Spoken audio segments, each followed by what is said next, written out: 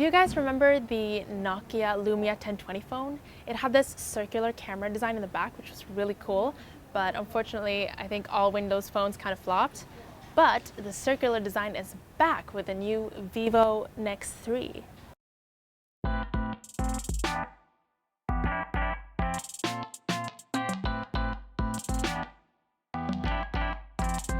But let's start off with the screen. The first thing you'll notice about this phone is the curved edges of the screen. The sides spill over and create what they call a waterfall display. There are no bezels on the side, just a very narrow bezel on the top and bottom, giving it an astonishing screen-to-body ratio of 99.6%. That is the highest ratio ever seen in a phone, at least as far as I know. For comparison, the Oppo Reno 2 has a screen-to-body ratio of 93.1.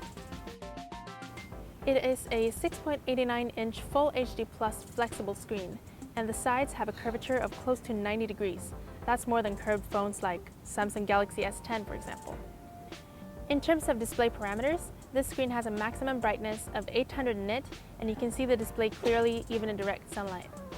As for minimum brightness, it can reach 1.9 nit, reducing harmful blue light, power consumption, and making it more comfortable when reading. In order to make the waterfall screen work, NEX 3 had to get rid of all the physical buttons and replace them with these capacitive buttons on the sides for unlocking and adjusting the volume. The feedback vibration is really nice. It does feel like I'm actually clicking a button. And you can also adjust the intensity of the vibration according to your liking. It also has a headphone jack, which is pretty rare for a flagship phone. The waterfall screen features ambient light effects, which means that when you receive a call, a message, or a notification, the light effect will be displayed. When playing music, the lights follow the beat of the song, which is pretty cool. Another highlight is the rear camera, which shies away from the mainstream vertical camera arrangement and instead features its triple camera in a Lumia-esque circular design.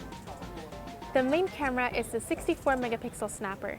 It also has a 13-megapixel wide-angle lens and a 13-megapixel telephoto lens. We took some photos with the Oppo Reno 2 for comparison. As you can see, the two phones both perform very well in daylight, wide-angle mode, and portrait mode.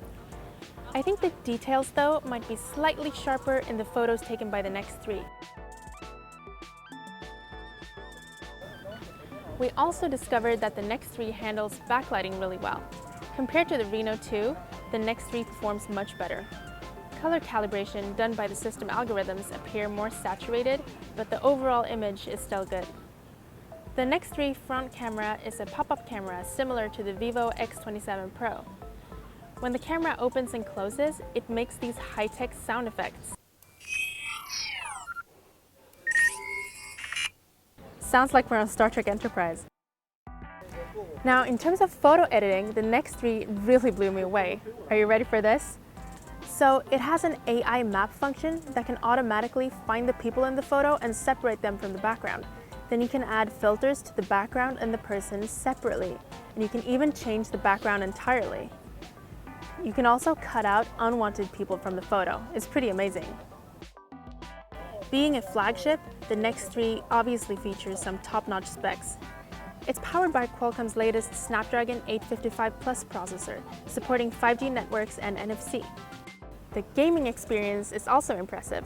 With a powerful chipset and with 8 or 12 gigs of RAM, games naturally run very smoothly. And with a hefty 4,500 mAh battery, you can go on gaming for hours.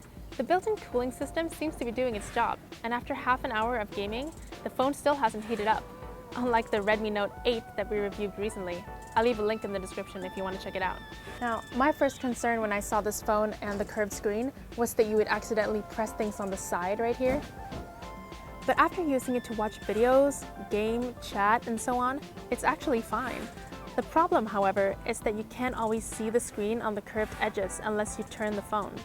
For example, in the game Honor of Kings, the enemy defense tower in the top left corner is really hard to see. You must turn the phone to see clearly. Now, as you can imagine, it's not the cheapest of phones. It sells at $800 for 57,000 Indian rupees. But that is for the 5G version. You could also get the 4G version, which is $100 cheaper. But then, this is a phone with extra everything. It has super fast CPU, huge battery, 5G, waterfall display, crazy photo editing tools, you name it. Overall, I'm very impressed. All right, that's all I have for you today. How cool is this phone? Let me know in the comments down below. And if you like this video, please give it a big thumbs up and subscribe to our channel. I'm Nora from Pendeli, and I'll see you guys next time.